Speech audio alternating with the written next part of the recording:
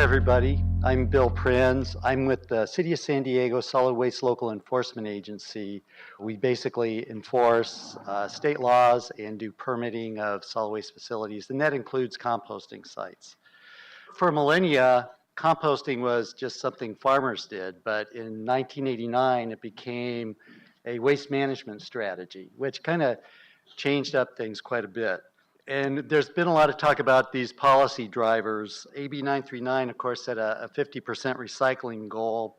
And then there was a lot of subsequent legislation. And David Alvarez talked about San Diego's response with the Zero Waste Plan and the Climate Action Plan.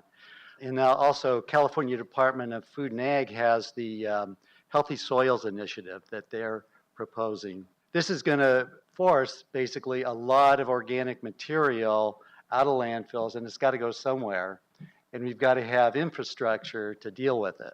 This is from a CalRecycle's 2014 waste characterization study, and the green part of that pie is the organic material. 18% of that is food waste. Basically, that's over 11.5 million tons of organic waste generated every year, and that's from 2014. So we're going to need dozens of new composting facilities around California to address this, to keep it out of the landfill. Unfortunately, there's environmental impacts from composting sites. There have actually been composting facilities shut down in California because of impacts to the local communities. And siting a large composting site is very challenging with all the local permitting. It can be very challenging and very frustrating. One of the big concerns is the nuisances that can come from composting sites that aren't properly run.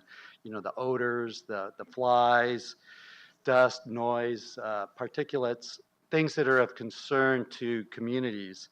With these new regulations that California is proposing, what they're going to do is allow for some small-scale operations to take place. There's different permitting tiers, and this particular tier is called the excluded activities tier. These are facilities that are not subject to the permitting requirements of CalRecycle, and they are also not subject to the operational standards. One of the excluded activities, of course, is agriculture, which has been composting for years, as long as they're composting material from their own farms and not giving or selling more than 1,000 cubic yards every year. Vermicomposting and mushroom farming are also activities that are excluded. But the one exclusion I kind of wanted to feature in my presentation is it's a 100 cubic yard feedstock and compost exclusion. And it allows you to compost a combination of materials: green material, agricultural material, or food material, vegetative food material, as long as you limit it to less than 100 cubic yards of material within a 750 square foot area.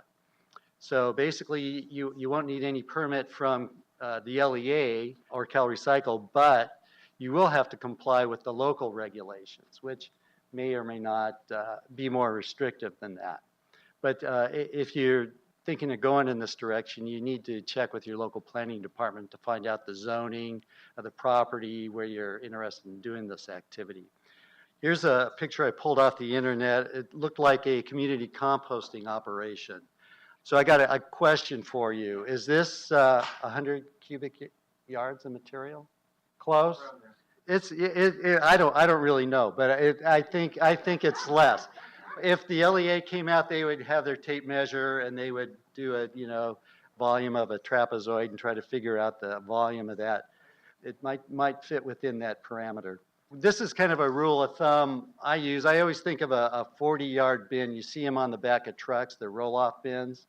A guy standing next to a 40-yard bin. So that's only 40 yards. Now, 2.5 times that amount of material gives you kind of an eyeball of what 100 cubic yards is and how much material you could compost and avoid state permitting process.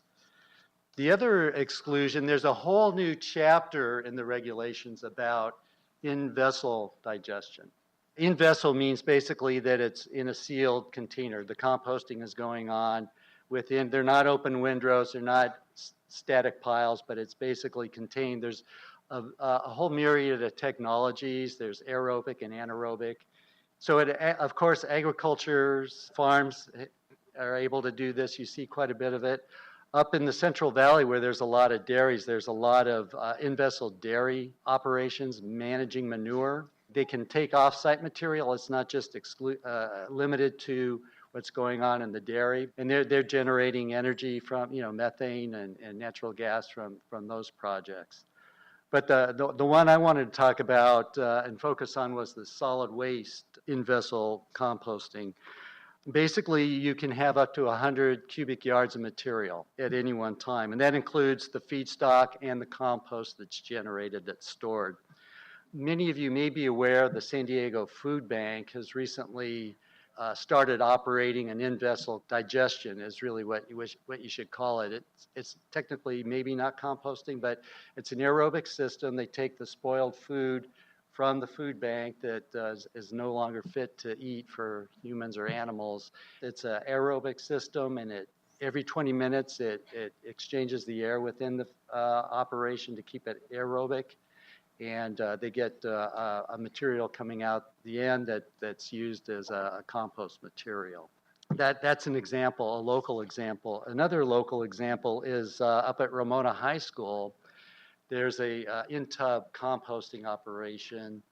It's basically run by the school, and it takes the food waste from the school. This was actually featured in Biocycle magazine as an example. And that's kind of what I see this exclusion being used for, is like schools, parks, small operations, culinary gardens, different types of operations and activities where you can actually create compost. So one thing before you embark on any of these projects, be sure you contact your local planning department and find out what the rules are for the land use in the area. It's recommended that if you're not familiar with composting, take a master composting class. Composting done right is a real benefit to the community.